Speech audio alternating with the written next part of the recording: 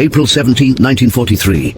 North Atlantic, 300 miles east of Newfoundland, the USS Bogue, an escort carrier converted from a cargo vessel, sliced through choppy seas under low-hanging clouds, the centerpiece of hunter-killer group Court Div 21. Captain Adalbert Schnee of U-201 peered through his periscope at what he believed was an unescorted merchant vessel. Easy prey for his experienced crew of 50 men. He had no idea that within hours, his understanding of naval warfare would be shattered forever. Before we dive into this story, drop a quick hi in the comments and tell me where you're watching from. It really helps support the channel.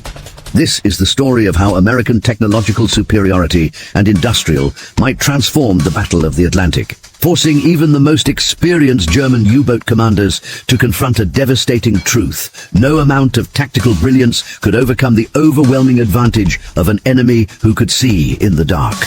Lieutenant Commander Henry Mullins stood in the Combat Information Center of the destroyer USS Greer, one of the Bogue's escort vessels. At 32, Mullins had already earned a reputation as something of a sonar wizard. A former physics professor from MIT, he had helped develop the new QGB sonar system the Greer was testing, a revolutionary technology that extended detection ranges to over 2,000 yards, even in rough seas. Contact bearing 270, sir. Faint, but it's definitely there. KID reported sonar technician first class Robert Denton, his eyes never leaving the waterfall display. Range approximately 800 yards and holding. Mullins nodded, studying the ghostly signature on the screen. This was no whale or thermal layer playing tricks. The pattern was unmistakable to his trained eye, a Type 7 U-boat running silent at periscope depth. Inform the captain and relay contact information to the Bogue, Mullins ordered calmly. And Denton, good catch. That signal's barely above background noise. Aboard U-201, Captain Schnee felt confident.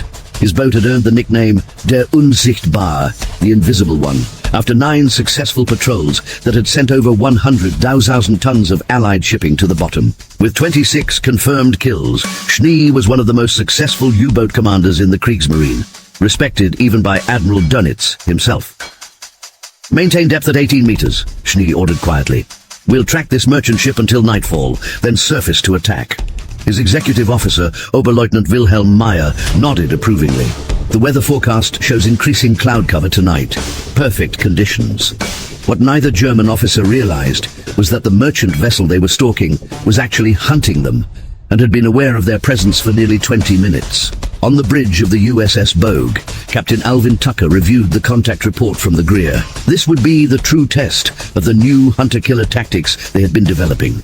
Instead of reacting to U-boat attacks after they occurred, the Bogue group had been actively seeking out submarines using a combination of high-frequency direction-finding equipment, radar, and the new sonar systems.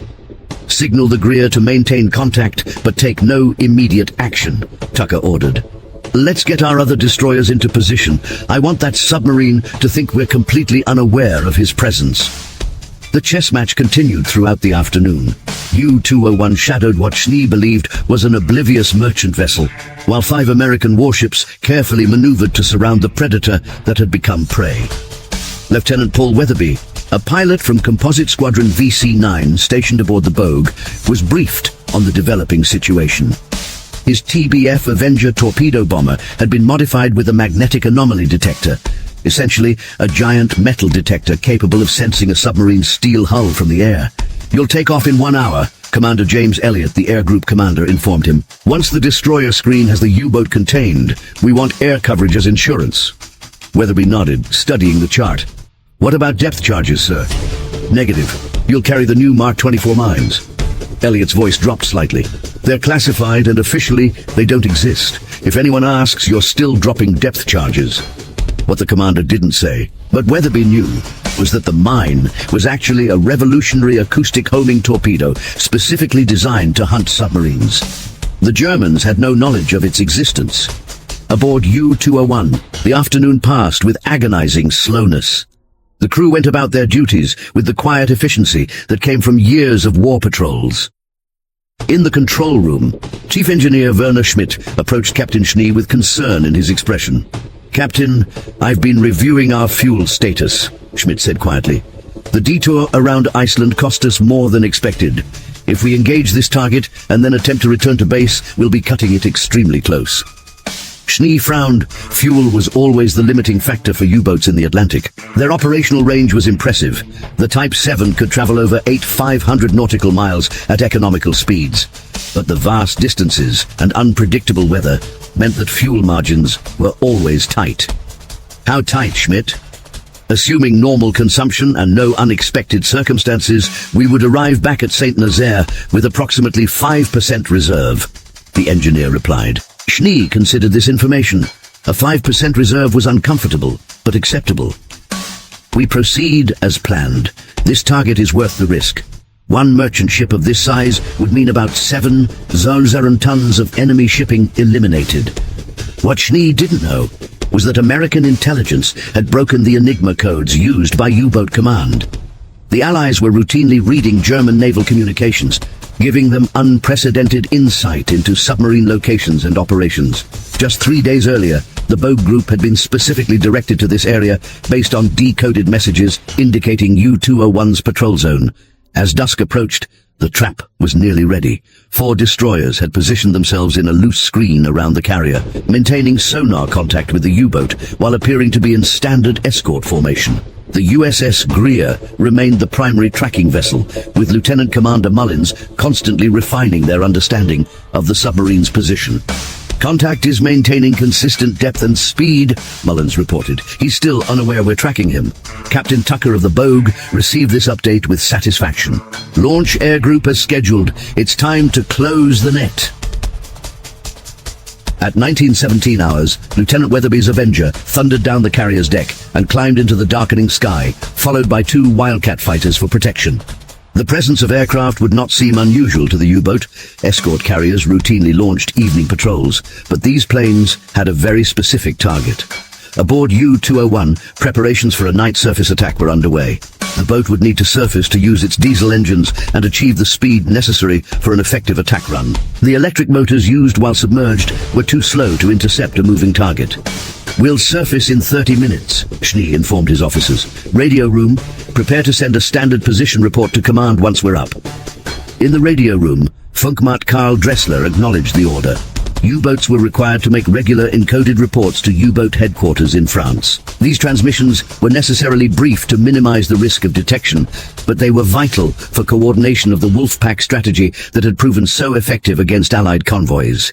At 1942 hours, just as the last light was fading from the western horizon, U-201 surfaced into what appeared to be an empty ocean. The carrier and its escorts had maintained sufficient distance to remain over the horizon from the submarine's perspective. The night was clear but moonless, ideal conditions for a U-boat attack. Radio room, send our position report, Schnee ordered, as he climbed to the conning tower to survey their surroundings through binoculars. Dressler began transmitting the brief coded message. Unknown to the Germans, 3 high-frequency direction-finding stations along the North American coast immediately detected the transmission, triangulating U-201's position with remarkable accuracy.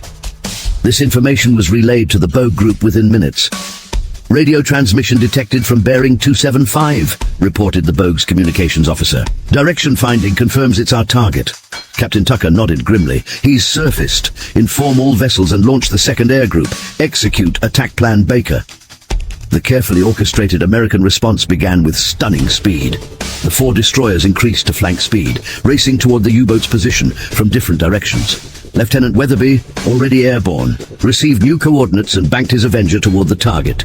On U-201's bridge, the first indication of danger came when lookout seaman Joseph Weber spotted an aircraft silhouette against the stars.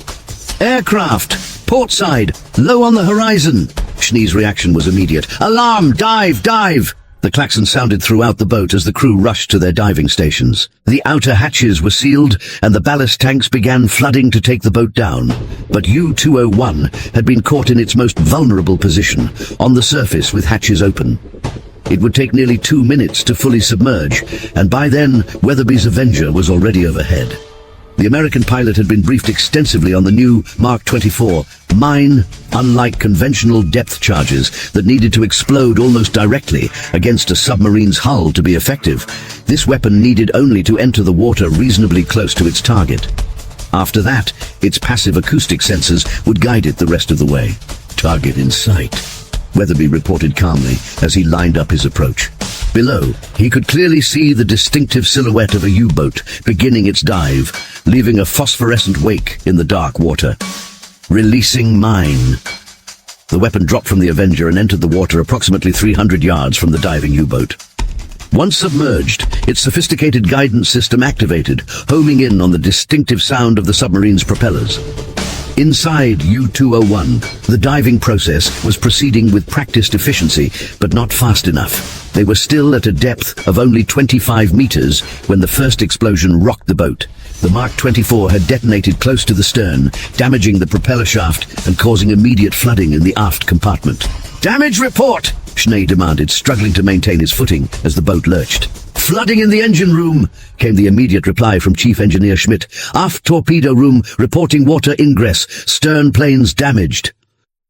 Before Schnee could process this information, sonar operator Matthias Brandt reported with unmistakable fear in his voice. "Captain, multiple high-speed screws approaching from all directions. Destroyer engines. We're surrounded." The reality of their situation crashed down on Captain Schnee with devastating clarity. This had been no chance encounter. The Americans had known exactly where U-201 was all along. The merchant vessel had been bait in an elaborate trap. Aboard the USS Greer, Lieutenant Commander Mullins watched with professional satisfaction as the sonar contact became erratic. They're hit, but still moving, depth approximately 40 meters and descending rapidly. The destroyer's captain nodded. "Prepare for depth charge attack. Standard pattern." In the coming minutes, 4 American destroyers converged on the wounded U-boat, their sonar systems providing real-time tracking data that would have been impossible just a year earlier. The technological gap between hunter and hunted had never been more apparent. Inside U-201, the situation deteriorated rapidly. The aft compartment was completely flooded, with watertight doors barely holding. 3 men were already dead, and the submarine was struggling to maintain trim. Worst of all, the main electric motors had been damaged, severely limiting their maneuverability. "We cannot outrun them," Oberleutnant Meyer stated the obvious. "And we cannot hide." Captain Schnee, who had faced desperate situations before and survived, assessed their options. The boat could no longer maintain proper depth control. Their movement was limited. The Americans clearly had precise tracking capabilities, and now, the distinctive sound of depth charges entering the water could be heard through the hull. "Take us deep," Schnee ordered. "Maximum depth." It was a desperate gamble. The Type 7 U-boat had a test depth of 230 meters, but experienced captains knew they could push to 250 or even 270 in an emergency. Below that, the pressure would crush the hull. But going deep was the only chance to escape the deadly accuracy of American sonar. As U-201 angled downward, the hull began to creak ominously. Gauges indicated 180 meters, 200 meters, 220 meters. Small leaks appeared at seam junctions, spraying cold Atlantic water into the boat.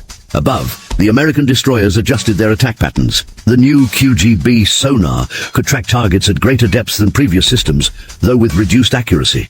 Nevertheless, the next pattern of depth charges detonated close enough to send shockwaves through the stressed hull of U-201.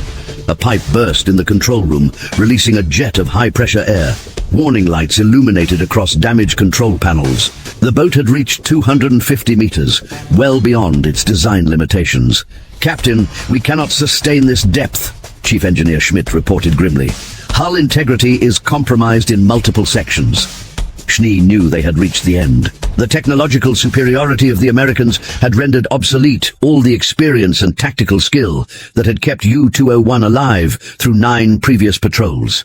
It was a brutal education in the changing nature of war.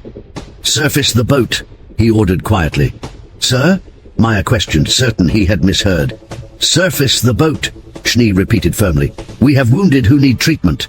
We cannot escape. We will scuttle and abandon ship."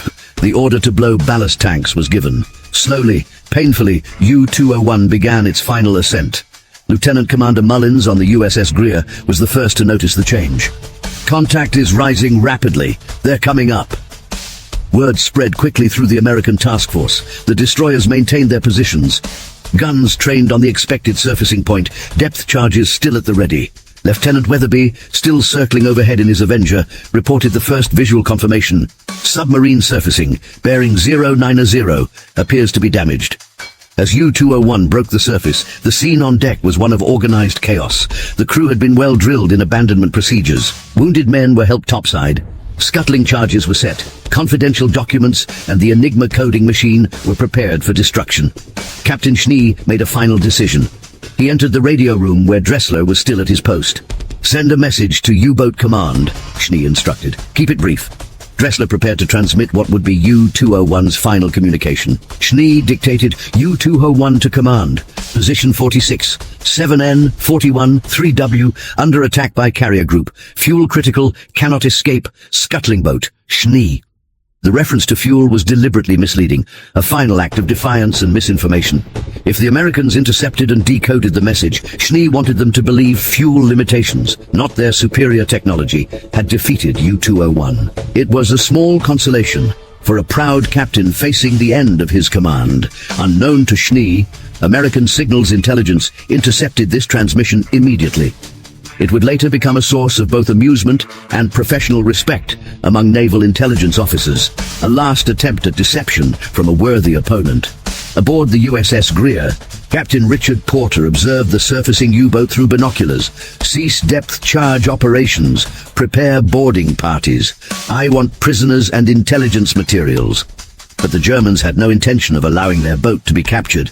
Even as the American destroyers approached, small explosions could be seen aboard the U-boat as demolition charges detonated inside. The crew was already abandoning ship, inflating life rafts in the cold Atlantic waters. Lieutenant Commander Mullins watched the scene with mixed emotions. The technological advances he had helped develop had proven devastatingly effective. Yet he felt a strange kinship with the submariners now struggling in the water. They were professionals like him, caught in the merciless arithmetic of industrial warfare. "Signal the Bogue that we're recovering survivors," Porter ordered, "and inform them we'll need medical assistance for wounded prisoners." The American ships worked efficiently to rescue the German sailors. Of U-201's crew of 50, 38 survived to be pulled from the water, including Captain Schnee and most of his officers. Chief Engineer Schmidt was among those lost, trapped in the engine room when the scuttling charges detonated. As Schnee was brought aboard the Greer, dripping wet and exhausted, he found himself face to face with Lieutenant Commander Mullins. "Captain Adalbert Schnee," Mullins said, not as a question but as a statement of recognition. "Your reputation precedes you." Schnee, maintaining the dignity expected of a German naval officer, asked simply, "How did you find us so easily?" "We were running silent." Mullins considered how much to reveal. Operational security prohibited discussing the full extent of American technical capabilities or intelligence operations. Yet he felt this defeated opponent deserved some explanation. "Let's just say that the oceans aren't as good at keeping secrets as they used to be, Captain," Mullins replied. "Our new sonar can detect a U-boat at over 2 zones into coercion or torture, but utilizing the natural human tendency to talk about professional matters with fellow professionals would yield valuable insights into German submarine operations, morale, and technical limitations." More importantly, the incident represented a turning point in the Battle of the Atlantic. May 1943 would come to be known as Black May in the Kriegsmarine, as advances in Allied anti-submarine warfare led to the destruction of 41 U-boats, nearly 1/4 of Germany's operational submarine fleet, in a single month. The industrial might behind this technological revolution was equally staggering. While Germany struggled to replace lost submarines, American shipyards were producing escort vessels at an astonishing rate. The United States commissioned more than 500 destroyer escorts and frigates during the war. By 1944, new construction was outpacing losses by a ratio of nearly 10 to 1. For men like Lieutenant Commander Mullins, this vindicated their belief that scientific advancement coupled with industrial capacity would ultimately prove decisive. The QGB sonar system he had helped develop was already being superseded by even more advanced models. Each iteration extended detection ranges and improved accuracy. For Captain Schnee, the experience forced a painful reassessment of Germany's strategic position. During his years as a POW in Arizona, he would learn of the continuing decimation of the U-boat fleet. By war's end, of the 40,000 men who served in German submarines, more than 30,000 would never return. A casualty rate of 75%, the highest of any service branch on either side of the conflict. The technological gap revealed in that April confrontation grew only wider as the war progressed. American shipyards produced 151 escort carriers like the USS Bogue, creating a web of air coverage across the Atlantic that U-boats could no longer penetrate. Advanced radar systems, magnetic anomaly detectors, and improved depth charges transformed submarine hunting from an art to a science. Perhaps most telling was the reaction at U-boat headquarters when news of U-201's loss reached Admiral Dunitz. After reviewing the circumstances, he summoned his technical staff for a frank assessment. "How far behind are we?" he demanded. "Can we should not be forgotten," he reportedly said. "When technological superiority meets industrial might, courage and skill are no longer sufficient." Lieutenant Commander Henry Mullins continued his work in sonar technology after the war, eventually joining a defense contractor where his expertise contributed to submarine detection systems used throughout the Cold War. He rarely spoke of his wartime experiences, but kept a small photograph of U-201's crew, taken before the war, in his office desk drawer. When asked about it, he would simply say it reminded him of the human cost of technological progress. The story of U-201's final patrol encapsulates a larger truth about modern warfare. The decisive advantage often belongs not to the side with the bravest soldiers or most brilliant tacticians, but to the nation that can bring overwhelming technological and industrial resources to bear. As Captain Schnee discovered that April night in 1943, no amount of experience or tactical brilliance could overcome an enemy who could see in the dark, strike from beyond effective range, and replace losses at will. The Battle of the Atlantic ultimately claimed over 500 Allied merchant ships, 175 Allied warships, and 783 U-boats. But the outcome was determined less by individual engagements than by the inexorable mathematics of industrial output and technological advancement. The United States commissioned 151 escort carriers during the war. Germany built none. American shipyards produced vessels faster than German submarines could sink them, and with each technological improvement, from sonar to radar to computing machines, the balance tilted further toward Allied victory. This pattern would repeat throughout the remaining match these American sonar capabilities. The uncomfortable truth was that Germany could not. The scientific infrastructure, industrial capacity, and material resources required for such advanced systems simply did not exist in a Reich increasingly strained by bombing campaigns and multi-front warfare. Captain Adalbert Schnee survived the Zeren yards, even in rough seas. Schnee's expression revealed nothing, but the information confirmed his worst fears. If American escorts could reliably detect submarines at such ranges, the entire U-boat strategy was compromised. The technological gap had become an unbridgeable chasm. Later in the officer's wardroom, Schnee was provided dry clothes and a hot meal, treatment that surprised him after years of propaganda about American barbarism. He was even more surprised when Captain Porter joined him. "Your men fought well," Porter said, taking a seat across from the German. "They'll be transported to POW camps in the United States. I've been authorized to tell you they'll be treated according to the Geneva Convention." Schnee nodded acknowledgement, but remained silent. "I'm curious about your final radio message," Porter continued. "You mentioned fuel problems. Was that accurate?" A ghost of a smile crossed Schnee's face. "Would you believe me either way, Captain?" Porter returned the smile. "Probably not. Our intelligence suggests U-201 had sufficient fuel for the return journey to France." "Then why ask the question?" "Professional curiosity. It's not often we get to speak directly with someone of your experience." Schnee considered this, then decided there was no harm in honesty now. It was a matter of pride. "I preferred your command to think we were defeated by logistical limitations, rather than technological superiority." Porter nodded. "I understand. Though I suspect Admiral Dunitz will soon realize the true nature of the problem." Indeed, the capture of Captain Schnee and much of U-201's crew marked a significant intelligence coup for the Allies. In the coming weeks, careful interrogation, never crossed war, and was eventually repatriated to Germany in 1946. His experience with U-201 shaped his post-war perspective considerably. When approached to join the new German Navy in the 1950s, he declined, citing personal reasons.